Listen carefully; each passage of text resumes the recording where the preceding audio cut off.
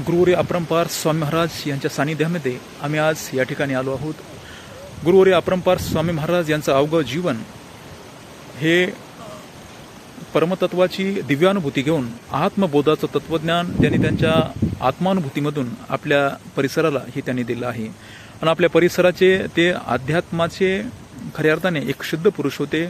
आध्यात्मिक जो दिव्य संदेश त्यांनी आपल्या परिसराला दिला आहे, खऱ्या अर्थाने हे आपलं भाग्य आहे। आणि आपल्या परिसरामध्ये त्यांनी जो जन्म घेतलेला आहे आणि आपल्या परिसराला त्यांनी पावन केलं आहे, हे खऱ्या अर्थाने आपल्या परिसराचं हे खऱ्या अर्थाने भाग्य म्हणायला हरकत नाही। तर गुरुवर्य अपरंपार स्वामी महाराज यांनी भक्तियोग, ज्ञानयोग आणि कर्मयोगाची साधना याच तपोभूमीमध्ये केलेली आहे। जगद्गुरु तुकोबाराय म्हणतात, जगाच्या कल्याणा संताच्या होती देह कष्टविती परोपकारी, बुडते हे जन न देखवे डोळा म्हणून कळवळा येत असे।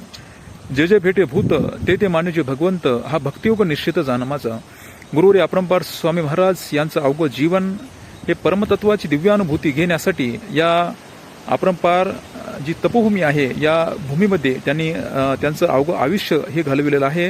या ठिकाणी दिव्य साधना करून या ठिकाणी मातीचा एक ना कण हा पवित्र आणि दिव्य झालेला आहे। म्हणून आपल्या परिसरातील प्रत्येकाने येऊन या पवित्र आणि दिव्य जो परिसर आहे याचा प्रत्येकाने लाभ घेतला पाहिजे आणि या दिव्य भूमीवर येऊन प्रत्येकाने आपले स्वतःची आत्मिक उन्नती करून घेण्यासाठी प्रत्येकाने यावं ही सर्वांना विनंती।